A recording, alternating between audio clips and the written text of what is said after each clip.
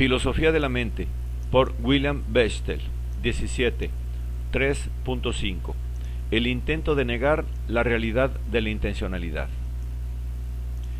El uso de la actitud preposicional para representar estados mentales ha llevado también a filósofos como Quine, que cuestiona la legitimidad de las proposiciones como herramientas en el análisis del lenguaje, a cuestionar al mismo tiempo si la intencionalidad es un fenómeno real que nuestra ciencia deba intentar explicar. Los argumentos de Quine contra las proposiciones se basan generalmente en su tesis de la indeterminación de la traducción. Esta tesis, discutida en el capítulo 2, mantiene que no hay significado determinado para los términos de un lenguaje, puesto que siempre podemos establecer manuales alternativos para traducir términos del lenguaje 1 al lenguaje 2. Estos manuales alternativos harán equivaler los mismos términos del primer lenguaje con términos diferentes del segundo. No hay evidencia alguna, de acuerdo con Quine, que pueda mostrarnos que una de las traducciones es correcta. Quine contempló este argumento como si probase que es un error postular proposiciones determinadas para representar el significado de una oración, puesto que la posibilidad de traducciones alternativas muestra que no hay un único significado. Además, él afirmó que es un error suponer que los hablantes tienen significados definidos en la mente cuando intentan emitir oraciones, puesto que nada nos impide emplear una traducción diferente y hacer, por tanto, una asignación diferente de significado. Quine mantiene que es el punto de vista erróneo de que hay proposiciones el que da como resultado un punto de vista mentalista sobre el significado al que él se refiere como mito del museo. Quine, 1969c. Este mito mantiene que hay estados mentales específicos, por ejemplo, ideas o pensamientos, que podemos expresar cuando usamos el lenguaje. Quine afirma que se trata de un error, puesto que, lo mismo que podemos traducir oraciones de otro lenguaje de manera diferente, dependiendo de qué manual de traducción elijamos, podemos interpretar la oración que usamos para especificar el contenido de una actitud preposicional de manera diferente dependiendo de qué manual de traducción elijamos. La interpretación es, para Quine, comparable lógicamente a la traducción. En ambos casos, estamos haciendo equivaler un conjunto de palabras con otro.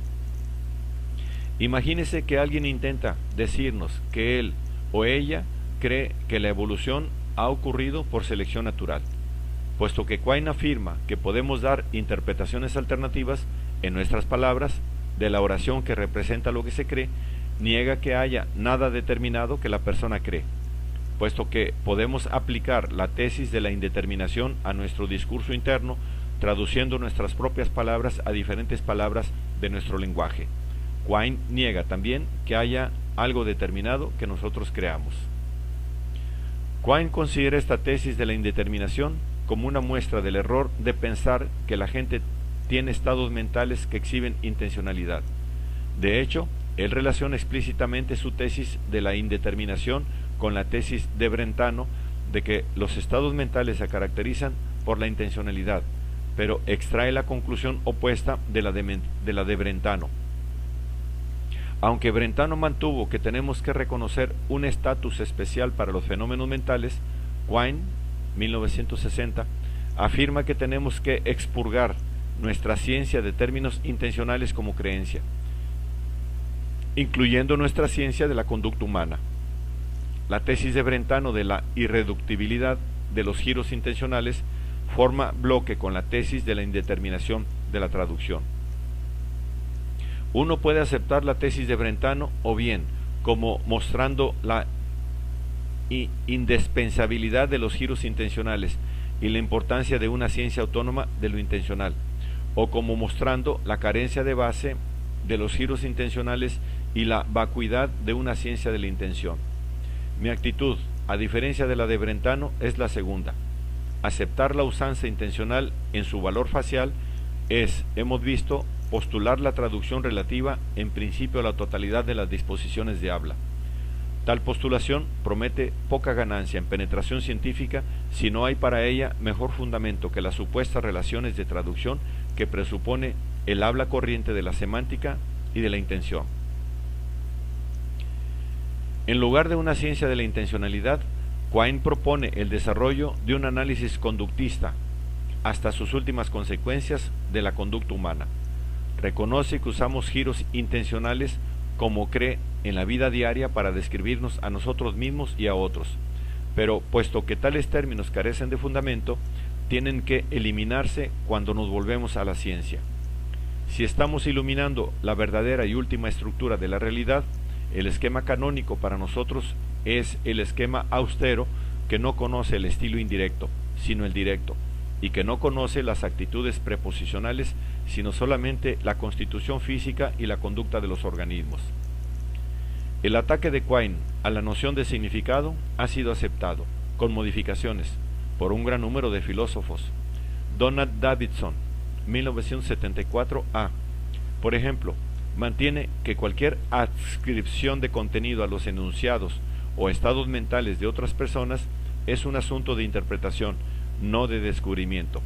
Putnam, 1983, extrae una moraleja similar, manteniendo que la interpretación del lenguaje o el pensamiento de otro es esencialmente una empresa holista llevada a cabo por un agente que interpreta.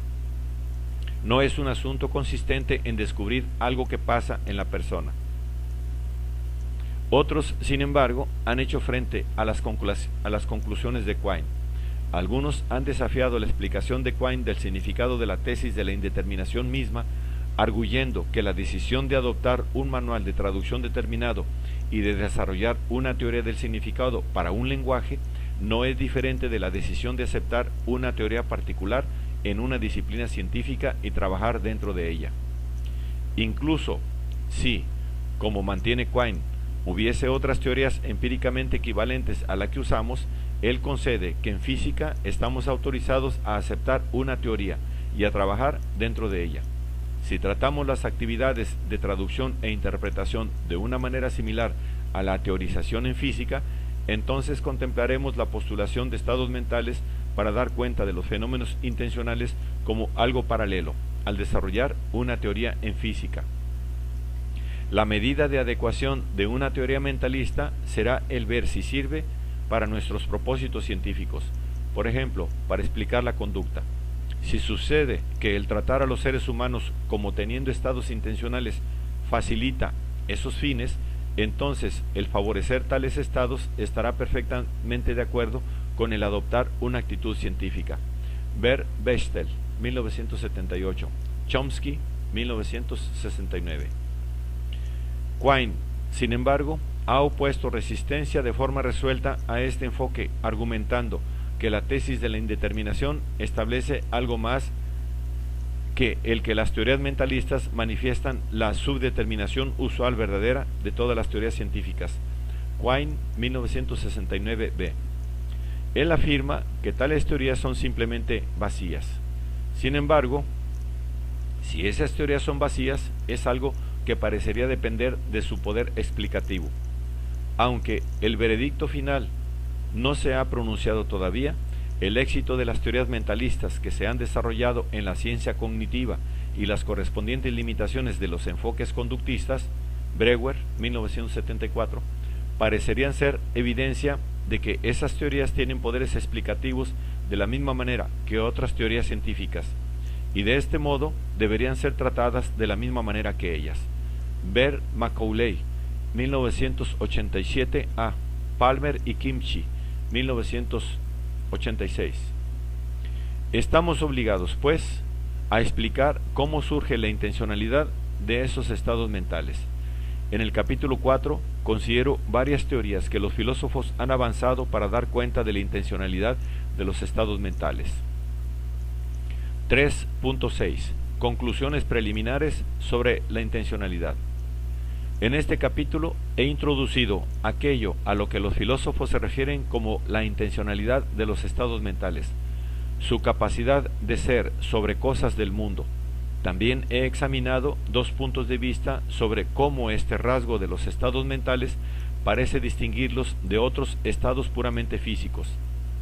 He mostrado también cómo podemos capturar la intencionalidad de los estados mentales describiéndolos en términos de actitudes preposicionales, donde las proposiciones enuncian el contenido de los estados mentales. Pero, con todo, esto no soluciona el problema de la intencionalidad, puesto que todavía tenemos que mostrar cómo se relacionan las proposiciones con los estados del mundo sobre los que se dice que son los estados mentales. Un enfoque de este problema es negar simplemente que existan los estados mentales intencionales. Así, Quine ha intentado negar la realidad de la intencionalidad y ha intentado mostrar que deberíamos limitarnos a una psicología conductista que no favorezca estados mentales. La ciencia cognitiva parece estar en el proceso de desarrollar teorías poderosamente explicativas que postulan estados mentales intencionales. Así, parece que estamos frente al desafío de ver si no podemos explicar la intencionalidad de los estados mentales. En el capítulo 4 describo varias estrategias que los filósofos han usado para hacer justamente eso.